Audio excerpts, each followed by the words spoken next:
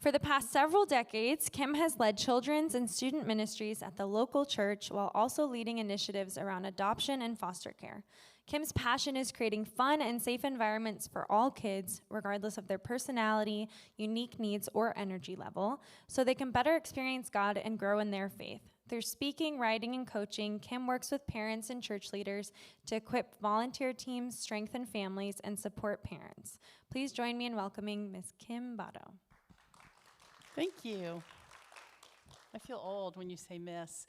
Welcome, everybody. Last week, a ministry leader shared with me a story of a dad bringing his child to their church for the very first time. The dad dropped off his son, but then he stayed in the kids' ministry area. So the leader thought, I wonder what's up with that. So she went over and talked to him, and she found that this man, over the course of years, his family had been to 9 different churches where they had asked him, please don't come back, or we can't care for your child. So he stood there waiting for what he knew would be inevitable, which was that somebody from the kids' ministry area would come up, tap him on the shoulder, and say, we need you to get your child. That is the opposite of expanding the kingdom. And we're not just losing that one child. We're losing the whole family. Well, what happened is this leader got to know this dad, got to know this kid's strengths and interests and unique needs. The team was able to love him, care for him, provide a welcoming environment for him. And you know what? For the past 6 weeks, mom and dad have been going to church together for the first time in years. And this kid now has a church that he loves. So what do people with disabilities experience in our church community? Like, look for clues. Think about, look around. What are they experiencing? I have a friend, and she has 3 kids that were all adopted, and 2 of them are autistic. And on Christmas Eve, one of her children escaped from within her grasp and danced all the way up to stage. It's the biggest service they've had all year. The pastor sees this child coming. The pastor's praying, I guess with her eyes open, and sees this child. And do you know what she did? She began dancing with this child on stage. And then she twirled this child all the way back to the pew, back within mom's reach. The clue in this case is this is a church for all people. Everybody's going to be welcomed, whether you're dancing or not. And I've worked with a whole bunch of churches and thousands of volunteers and staff. And here's an observation. When a child has a big behavior, often our behavior gets even bigger. Is that helpful? No, it's not helpful. And Dr. Karen Purvis, who she was really a pioneer in working with kids who've experienced trauma. She said, behavior is the language of children who have lost their voice. So rather than immediately trying to get big and stop this behavior, we should listen to what the behavior is communicating to us. So if we all want to create environments where all kids can thrive and feel safe, I'm going to give us 3 simple ideas to use. And I work with a lot of kids who've experienced trauma. I'm an adoptive mom myself, and also kids who have disabilities and are neurodiverse. These work with all the kids. The first thing is be kind. Often when working with kids who have disabilities, we're always inviting them to come in and join us in what we're doing, which invitation is great. And we teach our neurotypical kids to do that too. But you know what? Sometimes what we're doing doesn't feel comfortable to that child. Sometimes it's something that child isn't able to do. So what we need to do is we need to look at what they're doing and join them. This picture was taken at cousin camp this summer. I have 10 grandkids. We do cousin camp. And this is Micah. He is my precious, adorable, tender-hearted, autistic grandson. And when we all sat down for snacks, Micah didn't want to sit down for snacks. So he found a quiet little area to himself. And then Alex, my 9-year-old grandson, noticed. He was aware. And he got up out of his comfortable seat in the shade with his cousins and stood by Micah, and they ate gummies and drank juice. So if you're not sure, though, what their noncompliance is about or their big behavior, let's try strategy 2.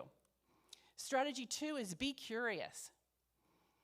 When Micah started preschool, the teachers were constantly complaining that Micah never goes to his desk in the morning. He's just going all over the place. He never puts his lunchbox and his coat in the right locker.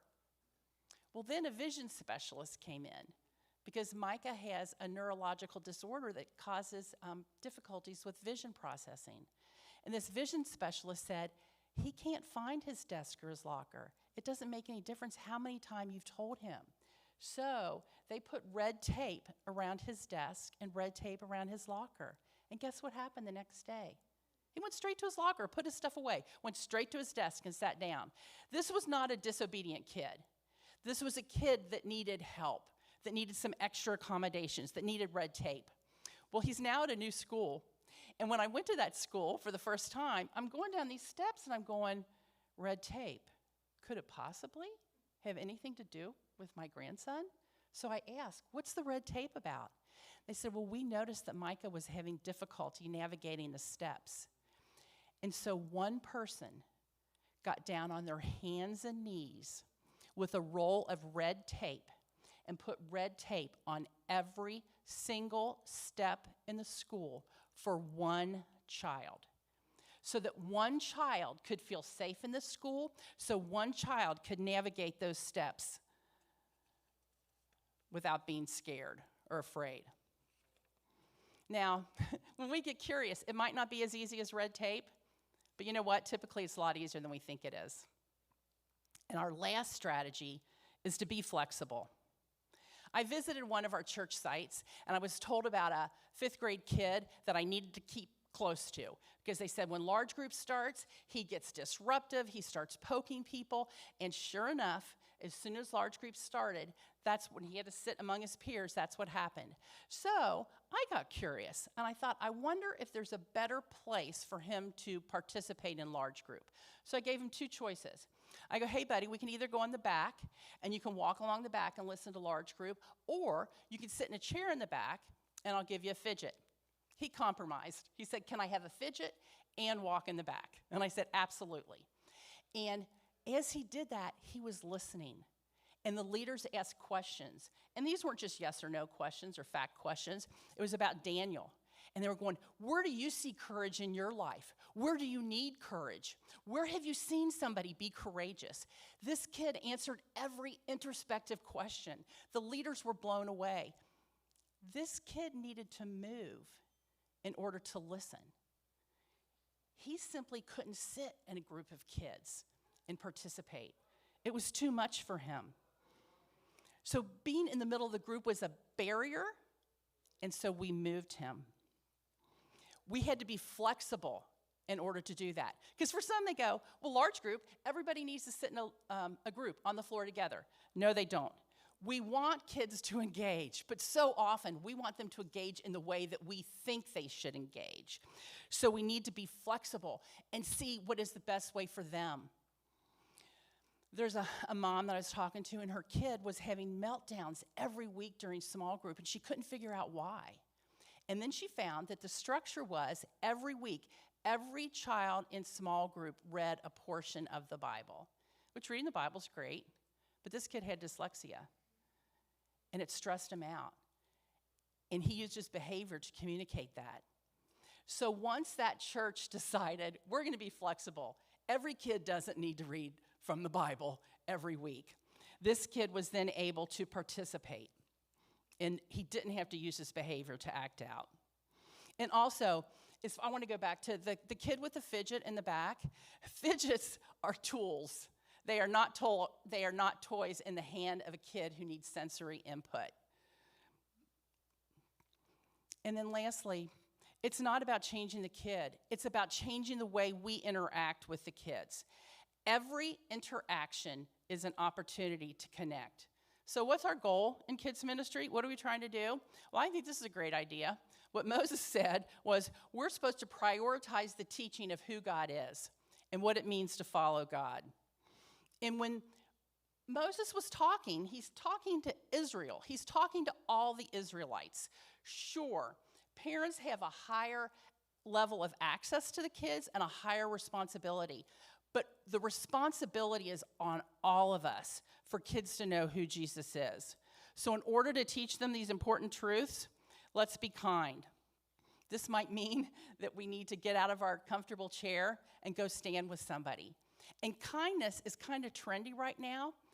And also, it's listed in the Bible over 400 times. So if you want to do something biblical, be kind.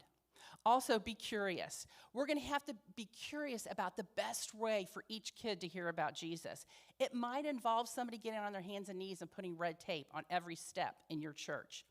And we also need to be flexible. And this may mean giving a kid who needs to move the opportunity to move and hold a fidget in his hand so he can hear what we're communicating about Jesus. So let's be kind, let's be curious, and let's be flexible. And I believe until every kid has the opportunity to hear about Jesus in a language they can understand and in an environment where they can thrive, we've got work to do. Until every single kid knows Jesus, our work is not done. Thank you.